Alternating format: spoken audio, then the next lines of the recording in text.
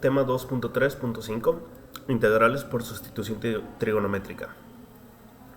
Antes de iniciar con el tema de integración por sustitución trigonométrica, es necesario tener claros algunos conceptos, como es el teorema de Pitágoras, crítico conocerlo para resolver integrales por este método. El teorema de Pitágoras postula básicamente que en un triángulo rectángulo el cuadrado de la hipotenusa es equivalente a la suma del cuadrado de los catetos. La hipotenusa es la vértice contraria al ángulo de 90 grados en el triángulo rectángulo, y los catetos son los otros dos vértices que componen al triángulo. De esta conjetura del teorema de Pitágoras de a cuadrada más b cuadrada es igual a c cuadrada, podemos desarrollar tres despejes, dentro de los cuales nos encontramos que c va a ser equivalente a la raíz cuadrada de la suma de los cuadrados de los catetos. A va a ser la raíz cuadrada de la diferencia de c cuadrada menos b cuadrada. B similar a A. Esta base de aquí es crucial para resolver algunos criterios en este método, así como algunos tipos de funciones trigonométricas clásicas. Sabemos que el seno del ángulo en cuestión va a ser equivalente al cateto opuesto sobre la hipotenusa, el coseno, el cateto adyacente sobre la hipotenusa, y la tangente, el cateto opuesto sobre el adyacente. En esto de aquí, en estas tablitas de aquí, podemos ver la representación basándonos en este triángulo rectángulo en cuestión.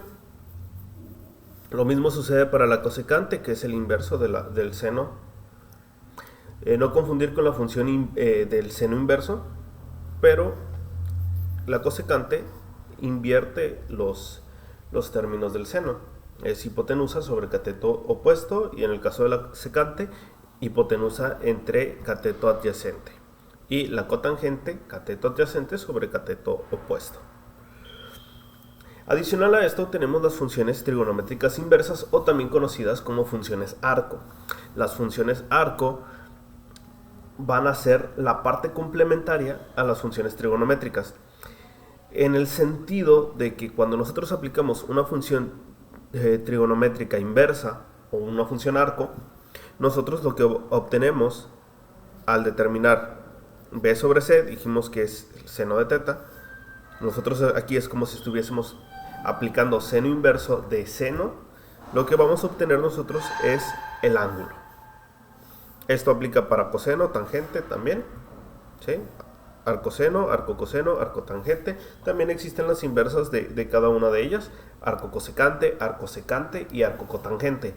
Sin embargo, son funciones trigonométricas con un menor cantidad de uso. Sin embargo, estos criterios de aquí, tanto el teorema de Pitágoras como las funciones trigonométricas básicas con su forma inversa, son necesarias para el momento de resolver integrales por sustitución trigonométricas. En este primer video únicamente se abordará la parte de funciones trigonométricas, teorema de Pitágoras, y las sustituciones clásicas dentro de una sustitución trigonométrica. En este punto todavía no vamos a aplicar integrales por sustitución trigonométrica, simplemente se van a hacer las sustituciones. Veamos el primer ejemplo. El primer caso que nosotros podemos comprender deriva de estos tres de acá de arriba. ¿Sí? Tenemos el caso donde nosotros buscamos C, donde buscamos A y donde buscamos B, a partir de criterios conocidos como C y A. Si nosotros tenemos una función de este tipo, donde nos diga la raíz cuadrada de k elevado al cuadrado menos x elevado al cuadrado, es similar a que nosotros tuviéramos en el caso 1, o en este caso de que buscamos A, o en el caso de que buscamos B.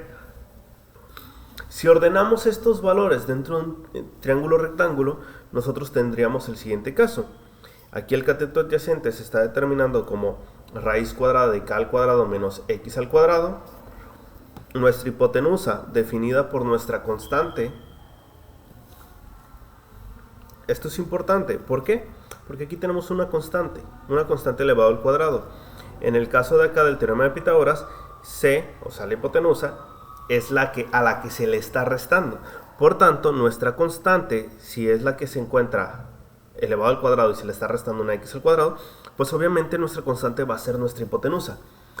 De aquí es de donde nace el criterio de la sustitución trigonométrica. Gestionar parte de nuestras funciones como si estuviesen dentro de un triángulo rectángulo para poder hacer una comparación o una equivalencia a funciones trigonométricas.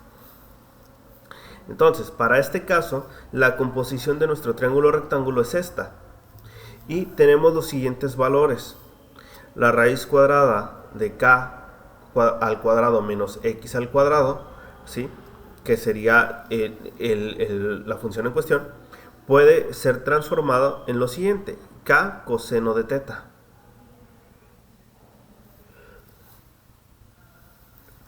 El caso, las x que pudieran acompañar dentro de esta misma función serían convertidos en k seno de teta.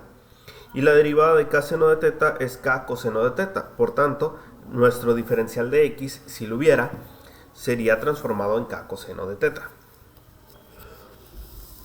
El caso 2 es similar, solo que ahora tenemos cuando se busca la suma, la resolución de una suma.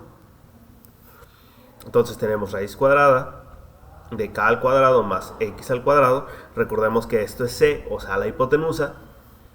Tenemos k en la parte de abajo del cateto adyacente y x en la parte del cateto opuesto. Y la sustitución nos queda de la siguiente manera: raíz cuadrada de k al cuadrado más x elevado al cuadrado se transforma en una k secante de teta. X se transformaría en k tangente de teta. Y la derivada de k tangente de teta es k secante cuadrada de teta, lo cual es nuestra diferencial de x. Por último, y de manera rápida, tenemos el caso 3. El caso 3 nos muestra lo siguiente: raíz cuadrada de x al cuadrado menos k elevado al cuadrado. Es el último de los casos. Ahora, en nuestra hipotenusa tenemos a la x. Uno de los catetos va a ser k. En nuestro caso, por facilidad, lo colocamos en la parte inferior, en la parte del cateto adyacente. Y en la parte del cateto opuesto tenemos raíz cuadrada de x al cuadrado menos k al cuadrado.